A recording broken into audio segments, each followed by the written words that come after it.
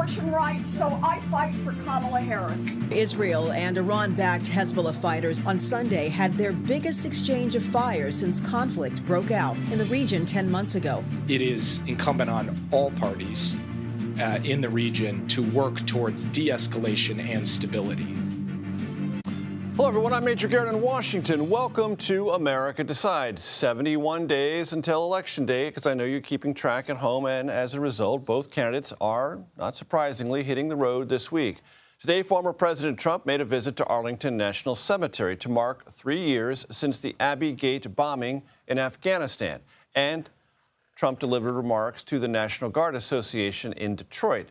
This while Vice President Kamala Harris is looking to keep the convention momentum going and even expand it if she can with a bus tour of Georgia. That starts Wednesday. Her campaign is also responding to Trump's challenge that he might skip the debate currently scheduled for September 10th. Here to break down all the campaign news is our political director, Fin Gomez, here at the table, and Jeff Ami, who covers Georgia politics and government for the Associated Press. Fin, I want to start with you. Is Trump and this questioning of whether or not the September 10th debate will or will not happen internet clickbait, a head fake, or something serious? It's more like a game of political chicken, if you will, like with only 15 days out to this first debate that they had agreed to. And if you remember, like leading to this point, there was a lot of back and forth, especially coming from the Trump side, on whether he'd do it. Now it's like essentially it's posturing and positioning, and it's this battle over, in part, hot mics, right? Like whether they'll allow the mics to be on throughout the duration of the 90-minute debate. But again, it's a lot of moves, a lot of tactics. Let's see how it ends up. So just to remind the audience, in the negotiations with the Biden campaign, back when there was a Biden campaign, the negotiating position of that campaign, Biden's campaign, was mute button. Your mic is only on when you are talking. The Harris campaign says, no, keep the mics open. It's fine. Why? Because it appears the Harris campaign is calculated. Trump will try to talk over her. That will not work out for him, and it will work to her net advantage. A backlash. If you recall that second debate during the 2020 cycle, there was that backlash where he essentially jumped all over Biden, and essentially you saw that in the aftermath of that debate. And so they see that as maybe a political advantage to them. This is a new position, though, from the Harris campaign. This was not, like as you said, this was not part of the Biden team initial negotiations. Of course, the Harris campaign would say, we didn't negotiate with President Biden. We're the campaign now. There's someone new on the top of the ticket, right? and also, I mean, but the Trump campaign is saying, look, we agreed to the CNN debate rules, the now infamous CNN debate from June 27th, right? But like we're going back to that model. Like you're the ones who are changing this. But again, I think we'll see some more maneuvering in the next 15 days. I'm going to give you a moment to put your earpiece in because you're going to hear former President Trump talk about this during a stop in Falls Church, Virginia, earlier today. Let's take a quick listen. I think ABC should be shut out. I'd much rather do it on NBC. I'd much rather do it on CBS, frankly. I think CBS is very unfair, but the best of the group. And certainly I'd do it on Fox. I'd even do it on CNN. I thought CNN treated us very fairly the last time. I think Jake Tapper was very fair and Dana Bash was very fair. But when I watched this interview of Tom Cotton, fortunately he's a total pro, he knows what he's doing. And then when I watched the roundtable after that, I said the hostility is crazy. So we're thinking about it. We're thinking about it. Let's just give, for the audience's benefit, Finn, a little bit of backstory about ABC. There is a lawsuit from Trump about ABC, about allegations of defamation.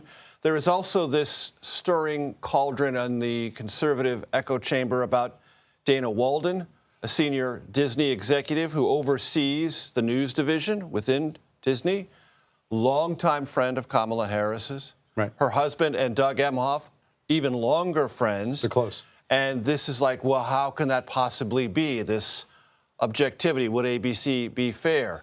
That's all stirring the pot as well.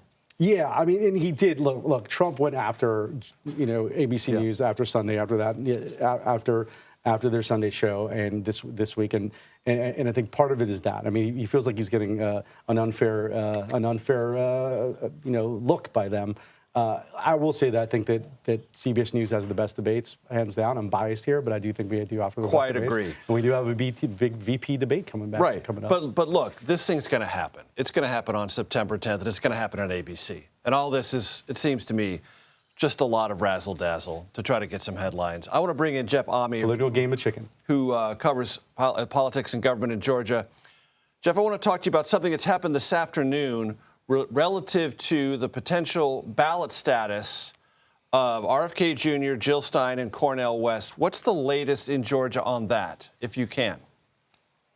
This afternoon, an administrative law judge issued a ruling that said that RFK Jr., Cornel West, Jill Stein, and Claudia de la Cruz should not be able to appear on Georgia ballots this fall. He said that none of them qualified.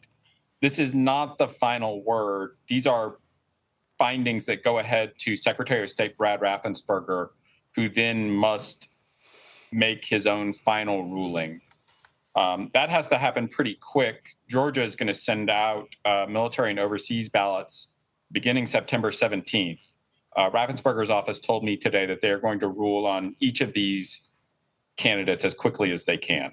Excellent. Thank you very much for that update, Jeff. I want to talk to you about something that former President Trump said about Georgia Republican Governor Brian Kemp earlier in August. Let's play that soundbite. Then I want to ask you about how they've tried, that is to say, Trump patched things up with Kemp. But let's listen to the sound first.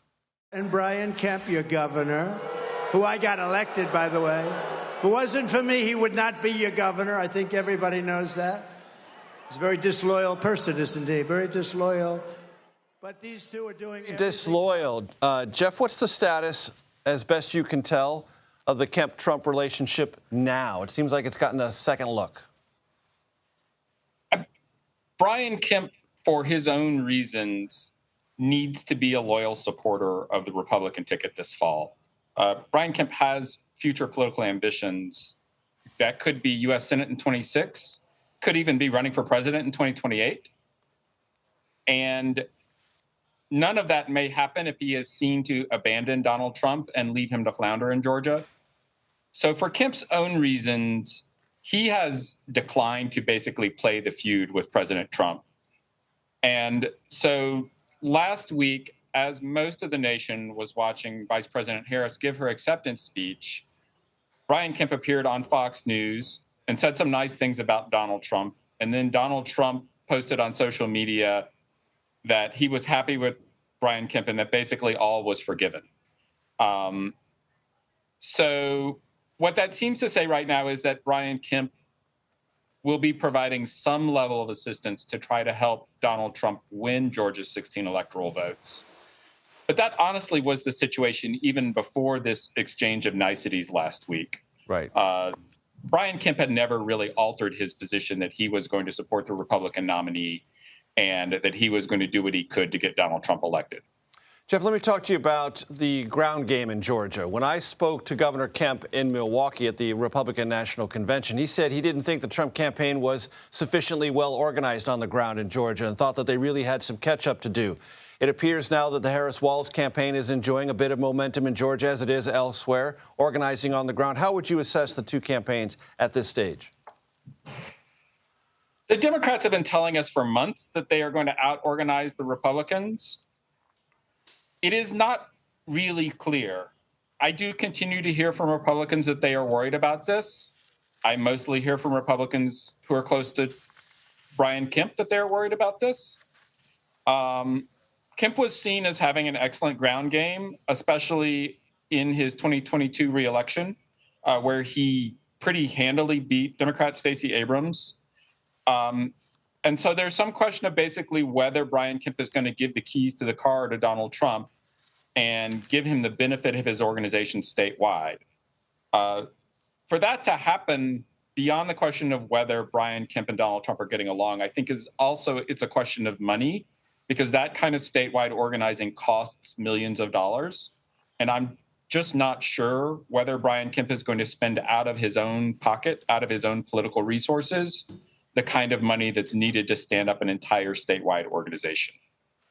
With the national go ahead, Jeff. I'm sorry. For now, he's mostly concentrating on competitive state legislative districts, of which there are sort of a double-sized handful, mostly around Metro Atlanta. Very good. With a national perspective, Finn Gomez with a drill down on Georgia, the all-important Georgia. Jeff Ami, thank you very much. Special counsel Jack Smith has filed his appeal in the Trump classified documents case ahead of tomorrow's deadline. Smith has asked the federal appeals court to reverse Judge Eileen Cannon's decision to dismiss the underlying case. Last month, Cannon did that, dismissed the charges against former President Trump, ruling that special counsel Smith was improperly appointed. Former president has been charged with 40 counts of illegally retaining classified information and obstructing government efforts to retrieve that material from his Mar-a-Lago home in Florida. Israel and Hezbollah exchange heavy fire over the weekend, while mediators try to preserve ceasefire talks aimed at ending the war in Gaza. The latest from the region, that is next. You are streaming America Decides.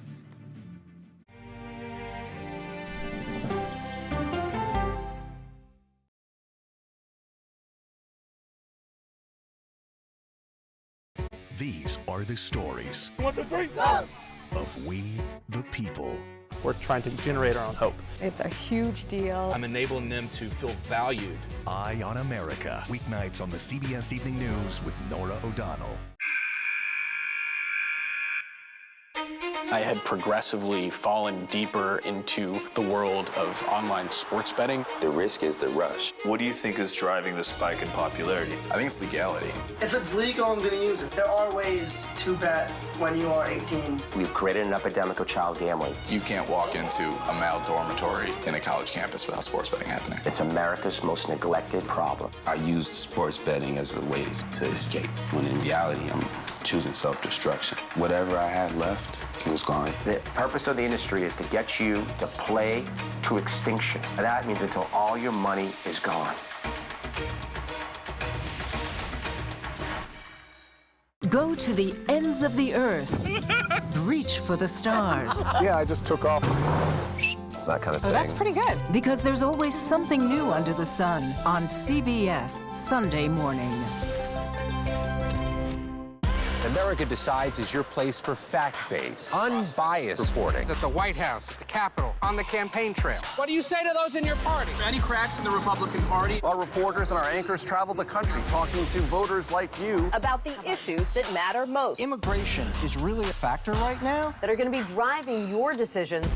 What would you say to those who say, look, that's just democracy at work? Listening to you and bringing your voice into our coverage. I want a strong, proud America. Is democracy on the ballot in 2024? Let us help you decide. America Decides. Stream our expanded one-hour program Monday through Thursday at 5 p.m. Eastern. Exclusively on CBS News 24/7, the streaming home of CBS News. People with developmental disabilities were once sequestered by the hundreds of thousands in institutions. Many of our fellow citizens are suffering tremendously because lack of attention, lack of imagination, lack of adequate manpower. Disability activists have since torn down barriers blocking them from living at home or in the community. We conclude that Title II of the ADA requires states to provide community-based treatment for persons with mental disabilities. But of the 16,000 people who remain in state-operated institutions, half are in 5 states, and Illinois is one of them. I don't want to live in the institution. It makes me feel discriminated against. Do you think there are people living in institutions in Illinois that don't need to be living there? Yeah, because they're proving it as soon as they get out.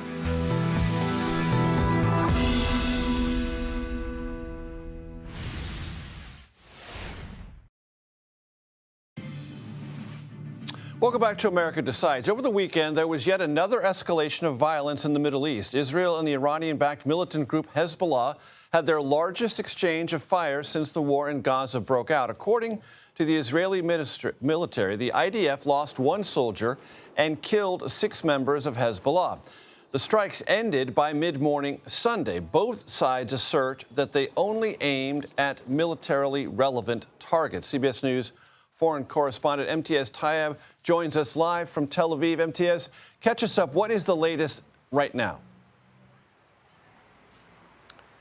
Yeah, Major, I'm actually going to turn the clock back to the 31st of July when Israel carried out a targeted strike in an area of Beirut called Dahya, killing a senior Hezbollah commander, a man by the name of Fuad Shukr. In fact, we were in Beirut when that happened. We rushed to the scene, and it was very clear that Hezbollah would avenge his death. And yet, here we are nearly 4 weeks later, and Hezbollah has carried out its strike. But as we saw, Israel carried out what it described as a preemptive strike, targeting what it said was thousands of Hezbollah missile barrels in 40 sites across southern Lebanon. Still, Hezbollah fired over 300 rockets into Israeli territories, as well as several drones. And as we've been saying, at least 6 Hezbollah fighters were killed, and at least 1 Israeli soldier was killed. Still, having said all of that, both Israel and Hezbollah are saying that their strikes were successful and that, at least for the moment, the situation is contained. Major. Contained for the moment. All right, catch us up, Imtiaz, on the status, such as they are, of the long-running ceasefire negotiations between Israel and Hamas in Cairo. Yeah, good question. And so long running, and of course, incredibly painful for the people in Gaza who are so desperate for the violence there to end, and indeed for hostage families who are so desperate to be reunited with their loved ones. Now, many people had hoped that on Sunday, when you had the Israeli delegation there, the Hamas delegation there, senior U.S. officials, including the head of the CIA in Cairo for those talks, as well as the Qataris and the Egyptians, many had hoped that we would see a breakthrough, but we did not see a breakthrough. However, we do understand what's being described as low-level talks remain in Cairo, trying to fill in what's being described as the gaps between Israel and Hamas. One of those key gaps is Hamas's demand that Israel fully withdraw from Gaza. Whatever the case, tonight we're hearing from a senior White House spokesman who has said that Israel and Hezbollah's massive cross-border strikes against each other did not impact the Gaza ceasefire and hostage release negotiations that are underway in Cairo, saying progress is being made and that the talks remain constructive. Imtiaz, I want to ask you about one aspect of life in Gaza because it seems worth talking about for a moment. Israel's military says that polio vaccines have arrived there, that is to say Gaza, after the first confirmed case of polio in a quarter century. How do you vaccinate children for polio in an area as war-torn as Gaza and where people are having to move all the time, over and over and over, to avoid more violence?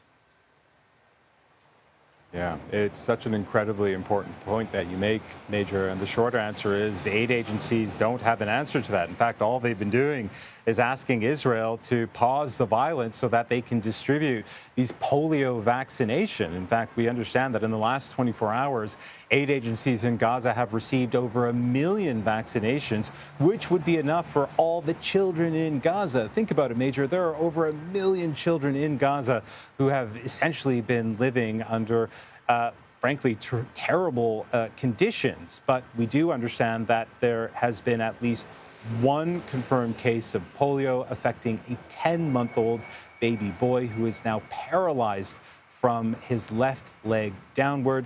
The fear is that we will see many more cases like this if health workers are not able to distribute these vaccinations across the Gaza Strip.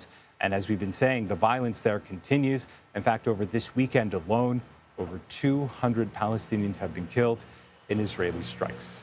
Major. Imtiaz Tayyab in Tel Aviv for us. Thank you very, very much. The bipartisan House task force investigating last month's failed assassination attempt of former President Trump visits the scene where that attack occurred. We've got more on their trip to Butler, Pennsylvania. That's next. You're streaming America Decides.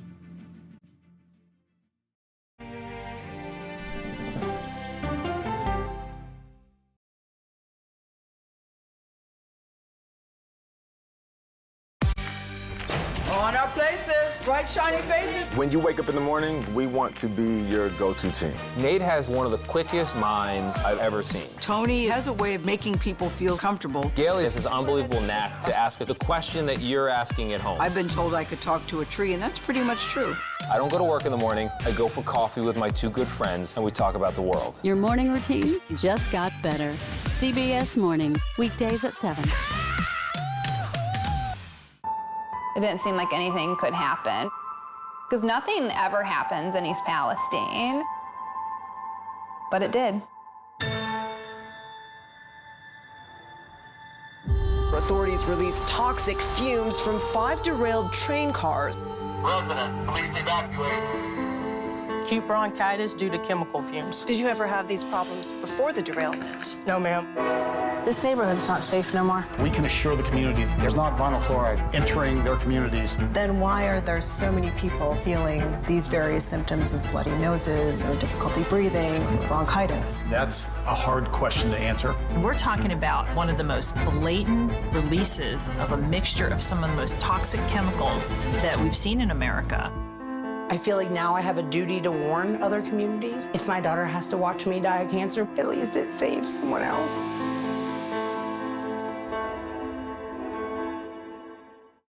This case. It's like a screenplay, something straight out of Hollywood. But it's not fiction. It's 48 hours. Human remains found this week. 4 families shattered. There's no physical evidence. The mystery would haunt investigators for years. There's some questions that have to be asked and need to be answered. Like a John Grisham novel. A gripping true crime original. 48 hours. Now streaming on the free CBS News app. Stories that inform. You can be really old at 60, and you can be really young at 85. Inspire. How do we unlock the power within ourselves to be who we want to be? And brighten your day. The best part of fame is making people feel good. Always send the people home happy. Make every day a little more like Sunday morning. Here comes the sun. Stream now on the free CBS News app.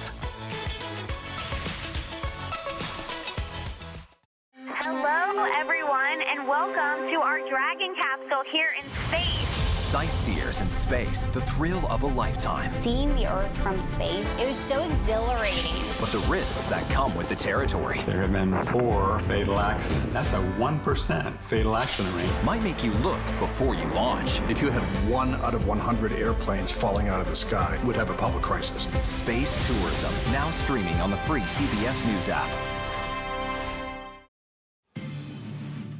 Welcome back to America Decides. Thanks for staying with us. A House task force investigating the assassination attempt on former President Trump is vowing to restore Americans' confidence in the overall safety of elected officials. Members of the bipartisan group visited the site where the shooting took place. That was in Butler, Pennsylvania. And the heads of the task force reaffirmed their mission to get to answers about that shooting. There's not one person on this conference that's identifying just as a Republican or a Democrat. We're identifying as members of Congress on a task force with a task to restore the faith and trust and confidence the American people have to have in our system.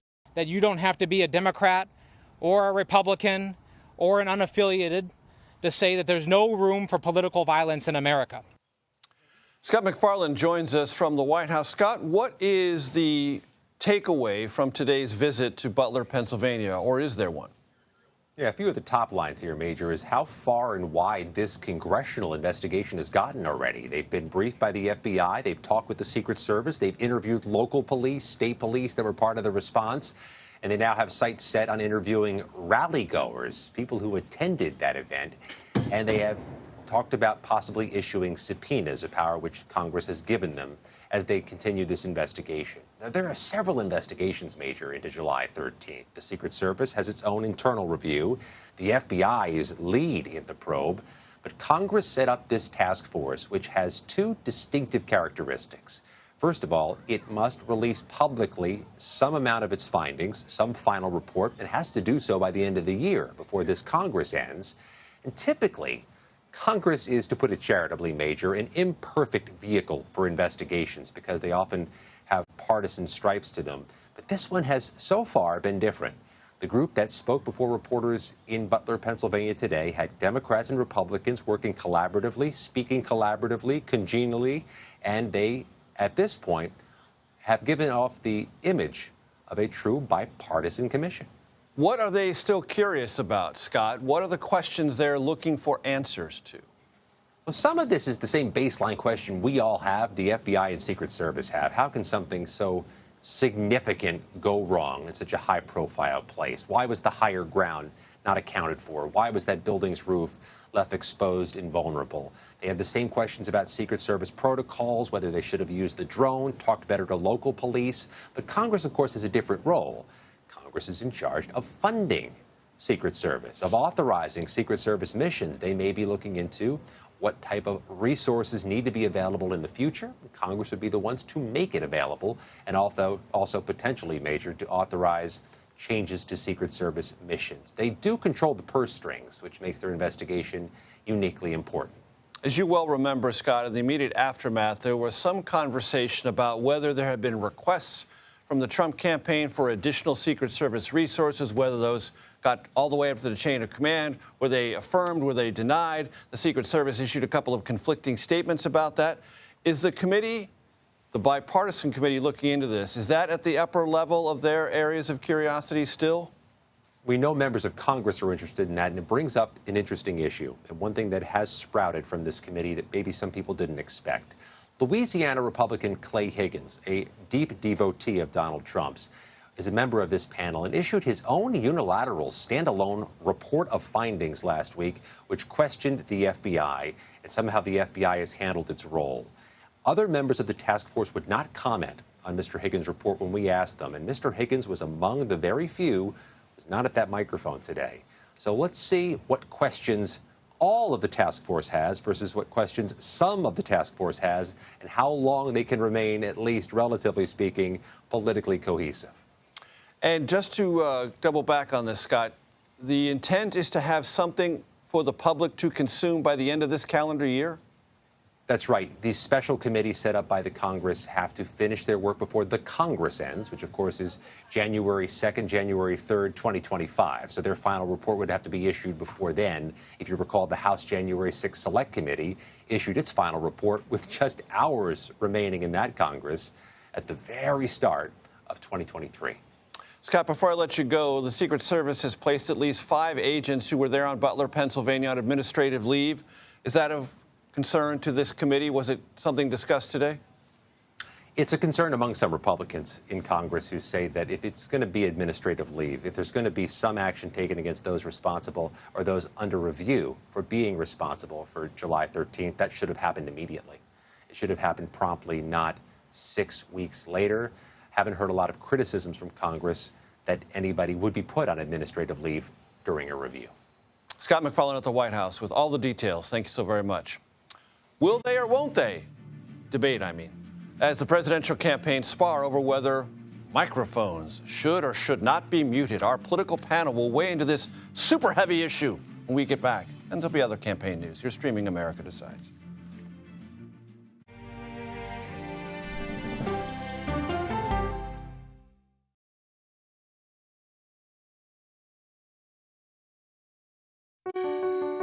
Washington is the seat of power. National security, foreign policy, global economics, every story comes through Washington in some way.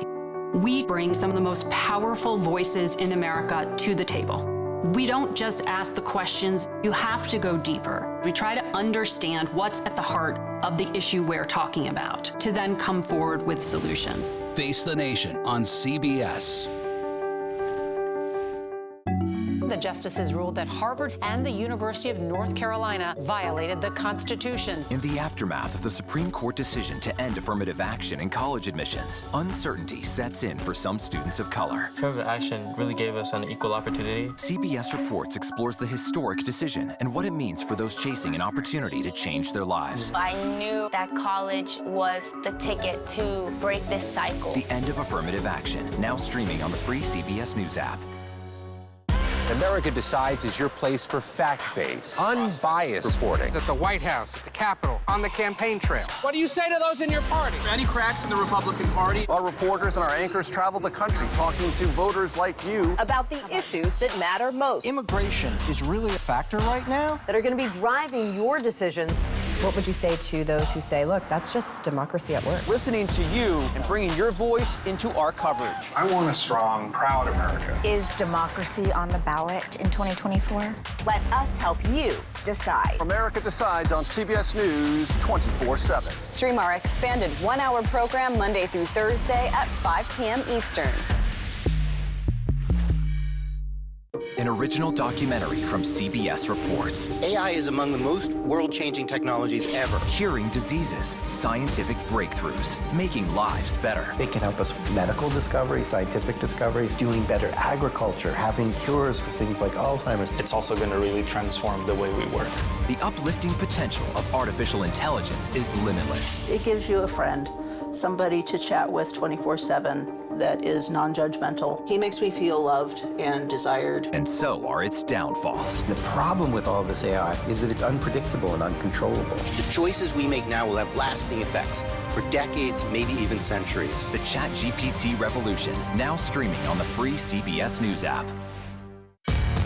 We are about to see American weapons in the hands of Mexican cartels. A gun pipeline to Mexico. We are arming the cartels. 100%, no doubt about it. Happening right under our noses. Who's doing something about this? Nobody. A CBS Reports exclusive. Most Americans have no idea that we are effectively arming the enemy next door. This is the story the American people need to know. Arming cartels, now streaming on the free CBS News app. But Susan, this is important, Susan, and I want to add. But if, Mr. Vice President, I'm speaking. I'm speaking. Welcome back to America Decides. That was back in 2020, and Kamala Harris clearly was not afraid to talk over Mike Pence when he interrupted her during their debate. But when President Biden debated former President Trump in June, you might remember the candidates' mics were muted while the other candidates spoke. The Harris campaign wants them back on. The whole debate scheduled for September 10th. Among our topics will be this and many others, I promise. We're not going to dwell on this, but we're going to get to it. Let's bring in our political panel, Dave Weigel and Laura Davison. Dave is politics reporter for Semaphore. Laura is a politics editor for Bloomberg. All right, lightning round very quickly. Give me your thoughts on the debate itself, its likely occurrence on September 10th with ABC and the mics. I think it's clear what Harris wants from a open mic situation, which is Donald Trump over-talking himself, showing up more like he did at the first Biden debate in 2020. And I don't think that there's another turning point that they can control until the debate, because the Trump campaign has spent a lot of time and effort investing in Kamala Harris as a lightweight who can't handle him. And she needs to show up as somebody who can, because the last Democratic nominee showed up and had to end their campaign. Exactly. Laura? I think it's a real question of if this debate happens at all. You're on the not... It may not happen. You know, Trump has said he didn't want to debate. Then he came out and held a press conference saying he wanted to debate. In fact, he wanted to debate 3 times. And now he's saying he's not sure he wants to debate. So this is 2 weeks away. A lot can happen in there. But it's clear that Harris's camp is more interested in debating than Trump's, at least right now. Who needs it more right now, Dave, from your perspective? I do think the vice president needs it more, not as much as Biden did. Biden was losing and needed something to turn that around. He needed to convince a certain number of voters that he was not told to be president. Didn't work, obviously. Harris does. She's doing a lot better on every metric than Biden was, but she has not faced Donald Trump one-on-one. And to the extent there's a consistent Trump message in the last few weeks, it has been she can't handle questions, she can't handle spontaneity. How could she handle a foreign leader when she's only taking a few questions on a tarmac or something like that? Harris showing up and doing about as good as Biden did first debate 2020, I think solves a lot of her remaining problems. And also getting 90 minutes to debate her record on stage. You saw this with Biden walking off the stage realizing he had lost to Trump. If you can't litigate it in those 90 minutes, some issues just sort of fall off the chart. And Laura, it seems that the Harris campaign is saying, as a former prosecutor, she's willing and eager to litigate. She wants this opportunity. Yes, I mean, and she is, her process for this, when she was in the Senate on the Judiciary Committee, she came in very prepared. She would practice all these things, and she would land a lot of zingers. Where she's less comfortable is in the sort of unscripted back and forth. That's probably why we haven't seen her go out and do a major interview yet. That is where Trump thrives. So she views it very much as an academic exercise. He views a debate as an entertainer. So they approach this from a little bit different perspectives. Dave, from your vantage point, where does this campaign sit right now? Net plus for Harris or even Steven? I would say even, and especially because we have the uncertainty of both what she got from the convention and what happens to the remainder of Kennedy voters.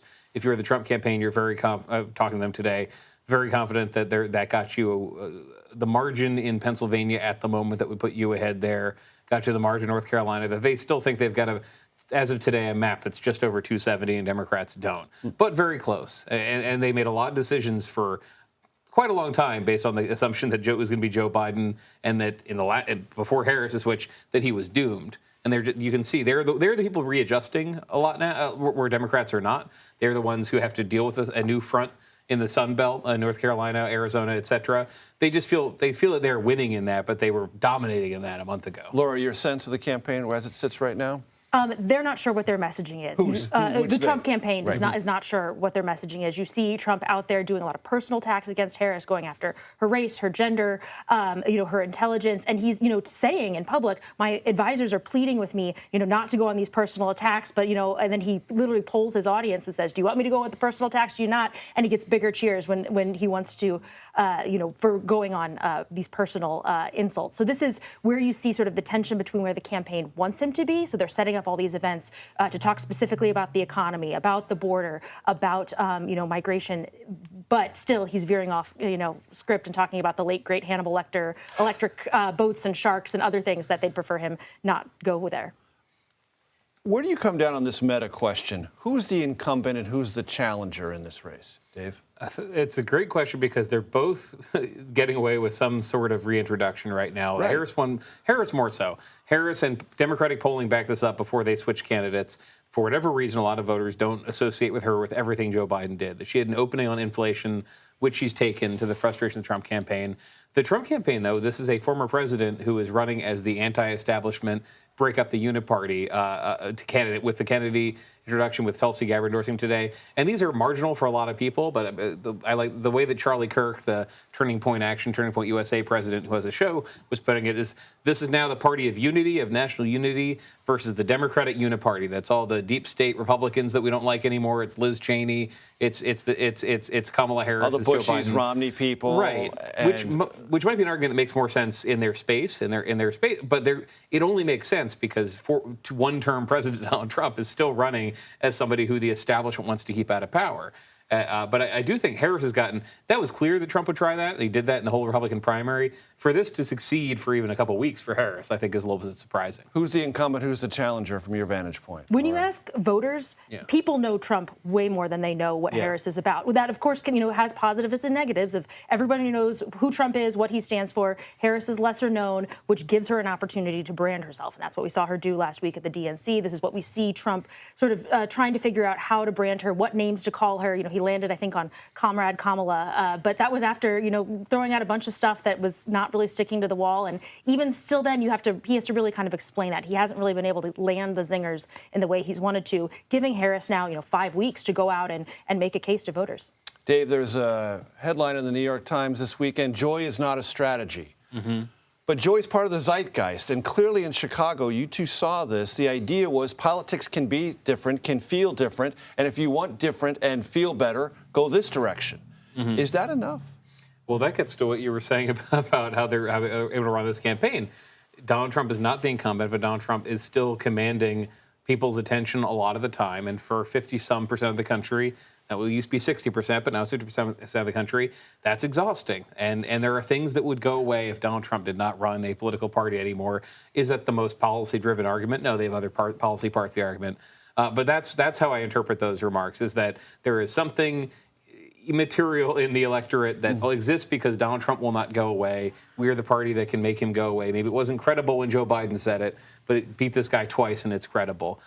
They've gotten pretty far with that argument, but I think that's what it means. I mean, it is a sort of gut emotional thing. If you're tired of or exhausted, or you're just done with the familiarity you have, and maybe it's a fading fad, I don't know.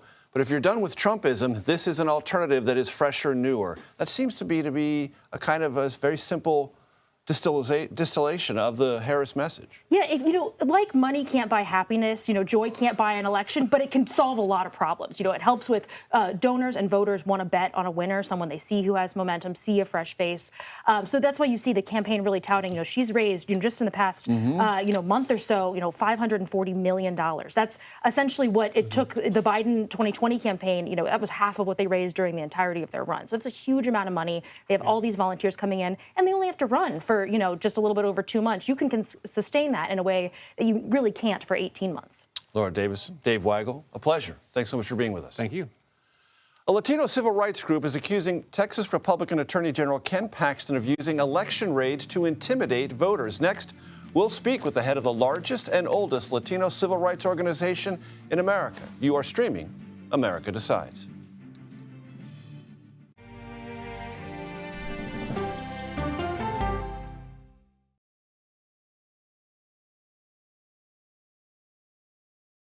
Go to the ends of the earth. Right now. We got something crazy. And reach for the stars. Here we are. Time. Yes, it's my comeback. Hey, this is pretty fun. But wait, there's more. Experience thought-provoking. Welcome to the idea of being a human being. Innovative and truly original reporting. Look through a telescope and go, wow. Because there's always something new under the sun on CBS Sunday morning. At this moment, terrorists could be plotting another attack. 9/11 triggered a counter-terrorist system that included a secret database. This person needs a closer look. A growing list of nearly 2 million people, including some Americans who say they're innocent. For 1 hour flight, I have to spend 6 hours to go and come back. CBS Reports explores the system, the people responsible for it, and those pushing for change. I'm not fighting against them. I'm fighting for them to do the right thing. The Watch List, now streaming on the free CBS News app. Don't miss true crime anytime you want, anywhere you go. With the 48 Hours podcast. Real crimes, real lives, real justice. There's some questions that have to be asked and need to be answered. Listen to 48 Hours on Apple Podcasts. An original documentary from CBS Reports. Imagine yourself in Manhattan with no police, no army, no mayor. The people of Haiti stare down poverty, corruption, natural disasters, and violence. 90% of the guns that are used by gangs in Haiti are American guns. But with an unbreakable spirit and eternal optimism. There are days where I cry, but we can't be discouraged. We still believe in Haiti. They're still able to look ahead with hope. Haiti is on the brink of transformation, a radical shift. Haitians are coming together and saying things must change. Fighting for Haiti, now streaming on the free CBS News app. Hey there, welcome to The Uplift. I thought she was a groom, and I stepped back and I went, oh, you're the queen. She's going to be with me every instant that I'm alive. I just wanted to see if you'd go to Disneyland with me today. I look over at him and he's smiling. I'm going to remember that the rest of my life.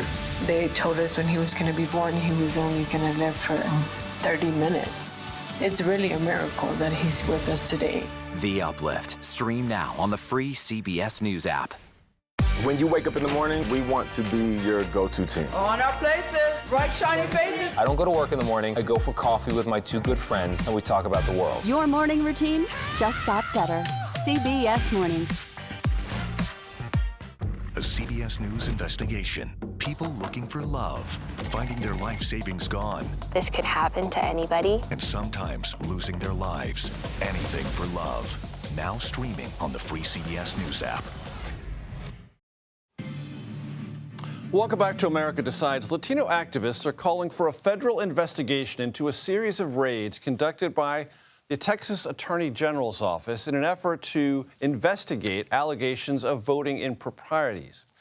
AG Ken Paxton's office said these undercover operations are happening in response to allegations that surfaced that accuse some organizations of Texas of possibly unlawfully registering non-citizens or engaging in ballot harvesting. But the League of United Latin American Citizens, or LULAC, is denouncing the raids as, quote, point-blank voter intimidation.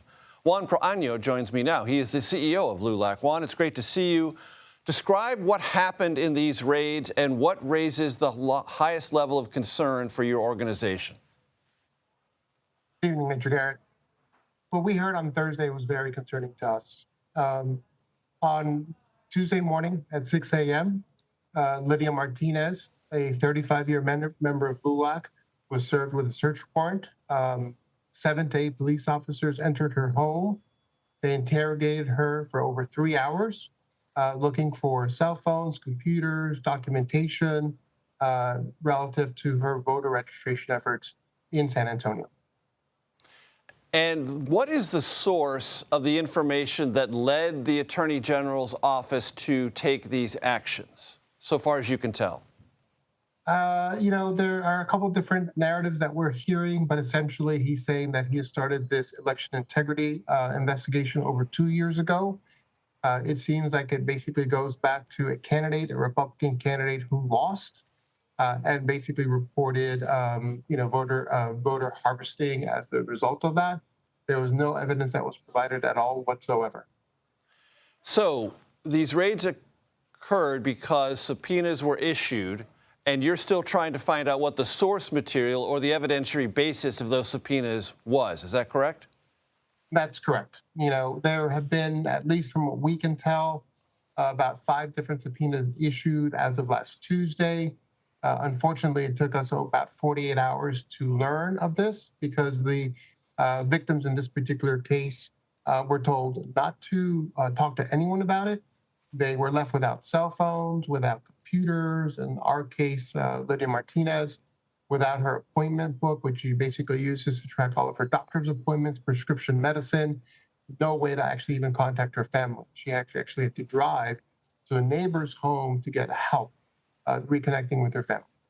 Has there been any effort to obtain a judicial injunction on this activity? One of the defendants, Manuel Medina, actually has. So he has a lawyer, and he has filed an injunction to stop the search of all the devices that essentially were seized during that raid. But we're working with our LULAC members to ensure that they also have legal protection and legal counsel as well. When the Attorney General's office says, as it did in the announcement of this is just a matter of making sure that voting is legal and proper in Texas, when you hear that, what about that sounds intimidating to your organization? Or is it the way the raids were conducted?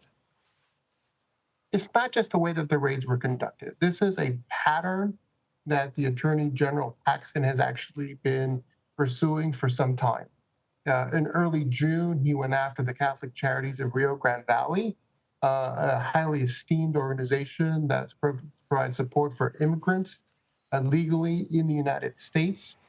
In July, he went after the Annunciation House, which is a refugee home for migrants as well.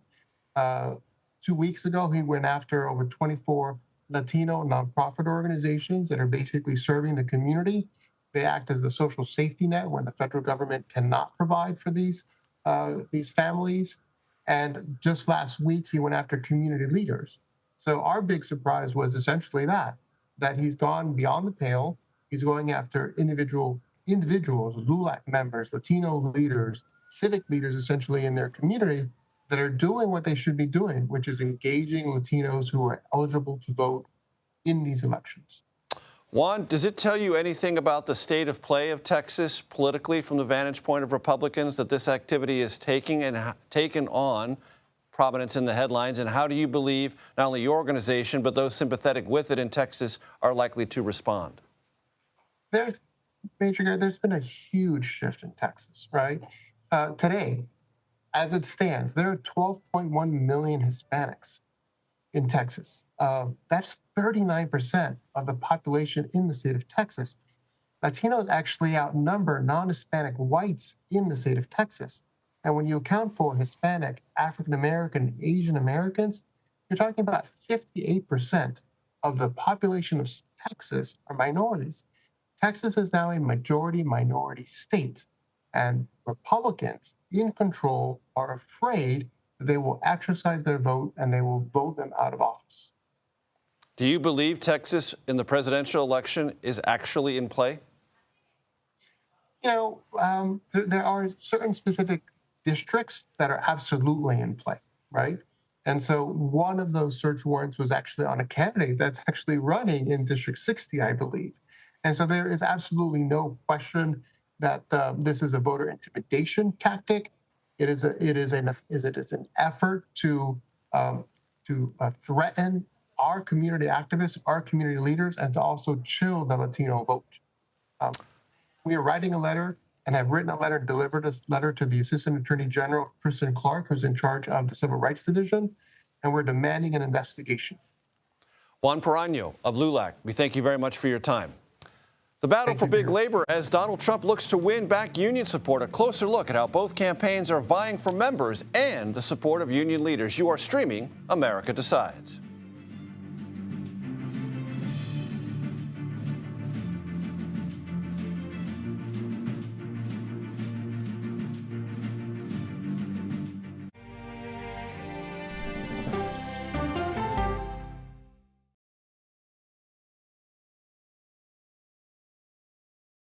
Okay, so let's just start at the beginning. Well, let me start with this. What is at stake here? What is the answer then? Do you know why? You want me to just keep going? Is that a good thing or a bad thing? Were there death threats? How is this possible? What's wrong with that argument? Are you saying they lied? Have you told the government that? Why won't you say the word crisis? You're not answering my question. This really is that scary? Does that make sense? What do you mean? What does that mean? Did any of that make sense? What's your response? What happened? Why?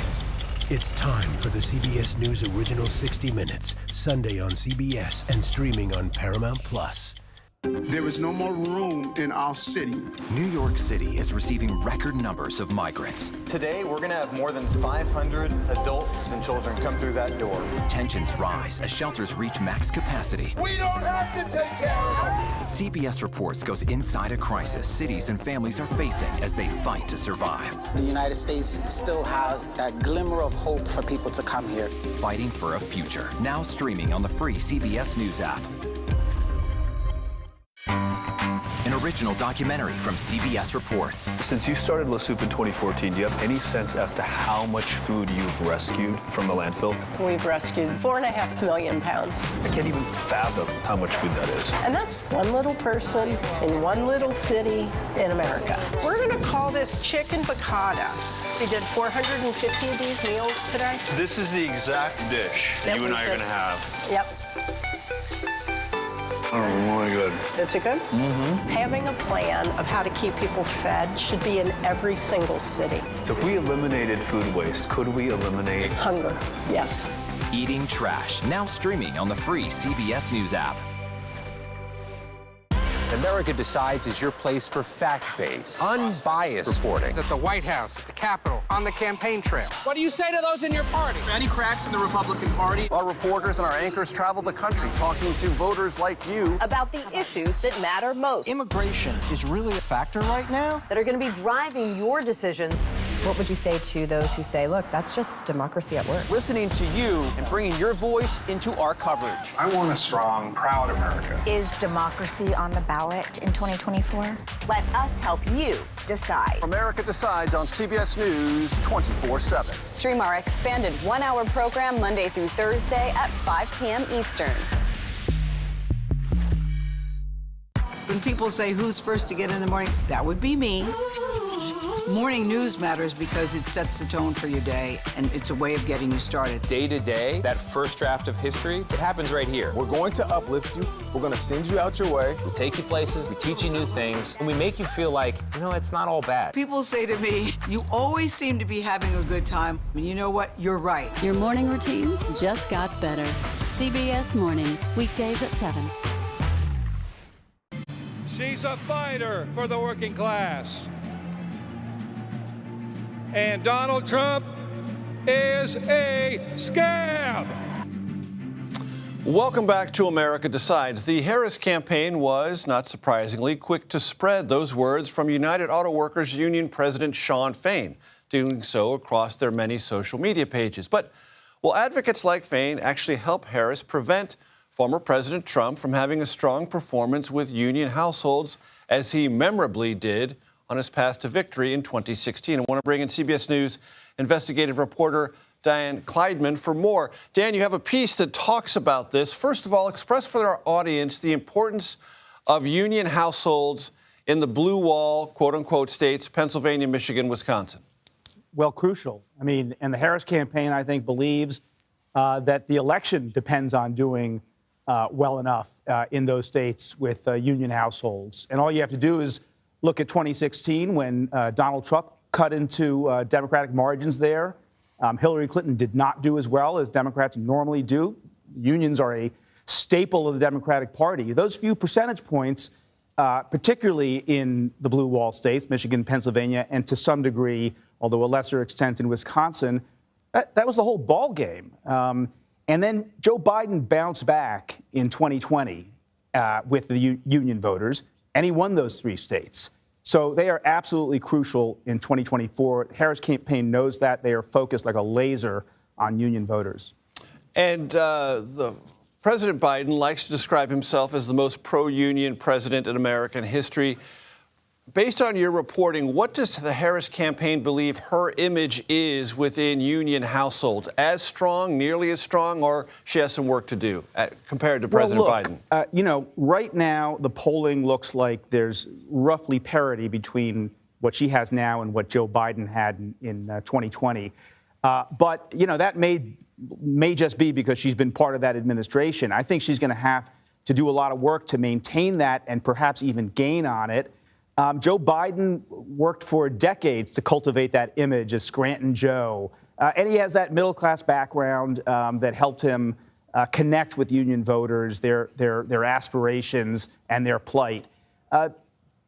Kamala Harris is a little bit more of a cosmopolitan personality from the Bay Area, and she doesn't have that kind of emotional connection with union workers and you know, that Joe Biden had. And you know, they're doing, I think, what they need to do. I mean, the very first thing that the Harris campaign did once she became the presumed nominee was to send her into these swing states and to meet with union rank and file, the United Auto Workers. And if you paid attention to her speech in Chicago, she was nodding at working class voters throughout it. She was talking about having worked at McDonald's when she was in college. She talked about the neighborhood she grew up in, which she described as a working class neighborhood of construction workers and firefighters and nurses. And last thing, which I think is really important, the selection of Tim Walz as her running mate. He is that Midwestern, plain-speaking former football coach with the flannel shirts in the closet. They sent him out for his first solo appearance. They sent him out to L.A. To rally AFSCME rank and file workers out there. So they are being very strategic about this. And as you well know, Dan, and I do too, having covered Trump for many, many years, he loves to talk about what he perceives, and there's some data that backs him up on this, a divide between union leadership and rank and file membership. Rank and file defies the union leadership, oftentimes in Trump's point of view, and votes for him, even though the leadership and the union itself endorses a Democrat. That is absolutely right. And when you're talking about, you know, these tiny margins, these slivers of the electorate, if Kamala Harris gets these endorsements, but you know, small numbers of union workers, rank and file workers, don't go with the party bosses, that could be a problem. Always about the party bosses, one way or the other. Dan right. Kleidman, thank you so very much. We appreciate it. Thanks for having me. After Robert F. Kennedy Jr. suspended his campaign Friday, his wife, Cheryl Hines, released a statement supporting his withdrawal, but she may not be a support of her husband's decision to endorse former President Trump, as evidenced by an interview she gave earlier this year that, as you all know, because nothing dies on the internet, is now making the rounds on social media. I have to ask the latest speculation is that maybe you would be the VP for Trump. Would you ever do that? I don't think that my marriage would survive it. I think he's right. Just president. That's all you want. Yeah. Trump embraced Kennedy's support during his rally in Glendale, Arizona, Friday, calling him, quote, a great person. But not too long ago, the Republican presidential nominee described his former rival, well, let's just say much differently. RFK, I don't know anything about him. Look, RFK is polling very low. He's not a serious candidate. He's a disaster. He's radical left. RFK Jr. is radical left. It reminds me of this fly that's driving me crazy up here. He's a fake. He's a fake. He's a total fake. You don't want to. He's more liberal than Joe Biden and all of these communists that work for him. Kennedy's more liberal than all of them. Conclusion, at least Cheryl Hines and former President Trump probably agree on one thing, that consistency and politics, well, they just might be mutually exclusive. That does it for today. We will be back with another edition of America Decides tomorrow at 5 p.m. Eastern. The Daily Report with John Dickerson starts right now.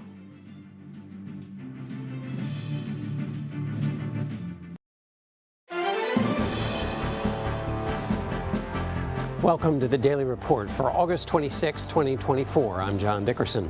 Inflammation over the weekend in the conflict between Israel and Hezbollah appears to have cooled. But trading missile for missile is the way you turn a conflict into a war. There seems